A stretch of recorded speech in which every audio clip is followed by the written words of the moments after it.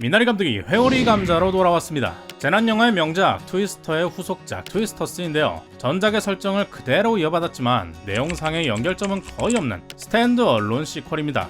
이 영상에서 결말 스포일러는 하지 않지만 전작과 트위스터스의 일부 내용이 나오니 시청에 유의해주세요. 영화의 내용은 전작에서 이어지지 않지만 이야기의 구조는 거의 동일했습니다. 토네이도에 대한 트라우마가 있는 미녀 주인공과 사이가 나빠 다투는 남자 주인공, 토네이도를 쫓는 추격과 위기, 극장에 나타나는 대형 토네이도까지 트위스터의 구성을 대부분 따라가는 한편 안정적인 헐리우드적 연출을 보여주는데요. 이번 작품과 전작의 유일한 연결점은 토네이도의 관측기구 도로시라고 볼 수 있습니다. 28년 전에 나온 것이 도로시 4호였는데 아직도 도로시 5호, 그것도 매우 낡은 모습이죠. 도로시가 나오는 영화의 초반은 주인공의 트라우마를 다루고 있습니다. 전작처럼 평화로운 들판에서 시작해 점차 폭풍이 생겨나며 무서워지는 날씨를 보여주는데요. 주인공 케이트 카터는 평화롭게 왼쪽에서 등장해 날씨를 관측하고 다시 왼쪽으로 역행하죠.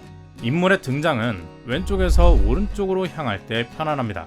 토네이도가 몰아치는 영화의 시작이고 우에서 좌로 역행하는 연출의 시작이었죠. 이 영화의 인물과 자동차들은 거의 모든 장면에서 왼쪽으로 이동합니다. 내내 불편함을 주고 불안감을 키우는 연출이죠. 이런 이동 방향에는 주인공의 심리적 상태와 영화의 메시지가 담겨 있다고 생각했는데요. 누구도 피할 수 없는 인생의 고난과 그로 인해 생겨난 두려움의 문제죠. 트위스터스의 토네이도는 삶의 위기입니다. 실제로도 삶의 터전을 망치는 재난이지만 꼭 토네이도뿐만이 아니라 질병, 사고, 범죄 등등 다양한 고난을 표현하고 있죠. 주인공 케이트는 이 고난에서 큰 상처를 입고 토네이도가 거의 오지 않는 곳으로 떠납니다. 하지만 그곳에도 토네이도는 오죠. 작은 규모의 토네이도는 물론이고 범죄와 사고가 언제든 삶을 위협할 수 있습니다. 하지만 케이트는 과거의 상처와 두려움 때문에 집에도 돌아가지 않고 일만 하며 살고 있죠. 오프닝에 잠깐 등장한 장치 도로시는 이후로 주인공 케이트에게로 옮겨갑니다. 그녀는 오즈의 마법사 속 도로시처럼 토네이도로 인해 집으로 돌아가지 못하는 인물이죠.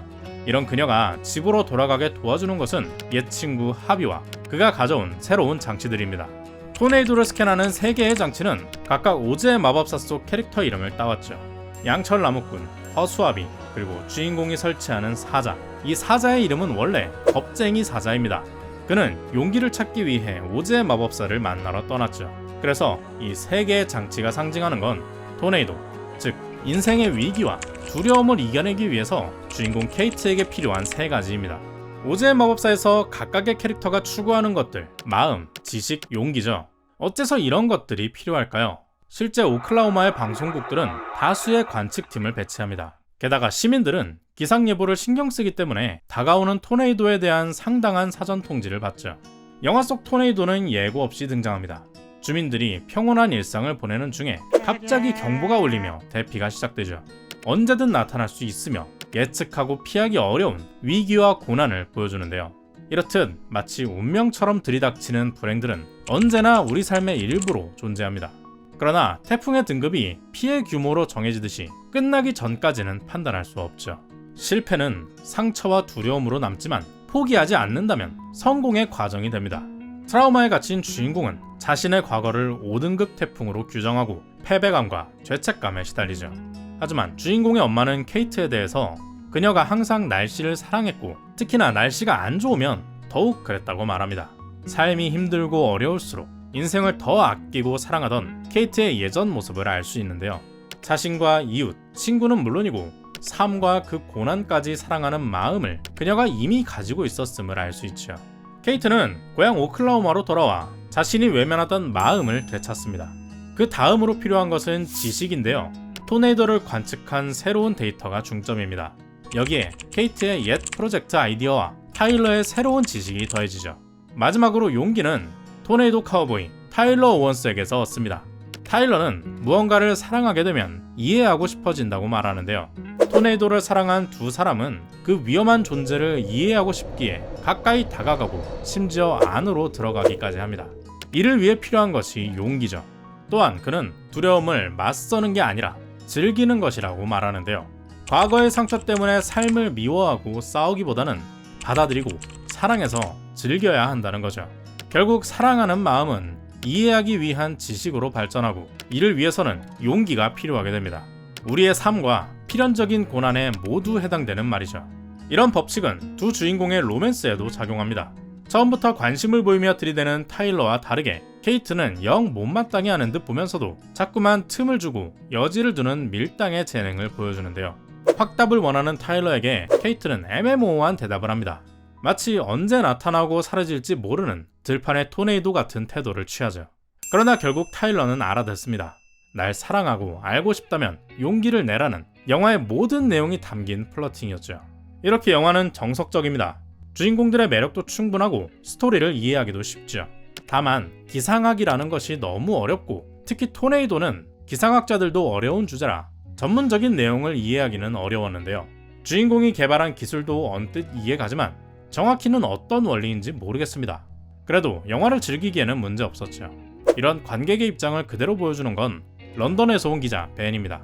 그는 모자가 찢어지지 않았다 같은 전문가들의 표현을 알아듣지 못해 되묻죠. 돌아오는 설명은 지금 따라하지도 못하겠네요. 제대로 이해하지 못했고 기자도 그냥 넘어갑니다. 이 영화는 과학이 들어간 블록버스터지만 인터스텔라와는 다르죠.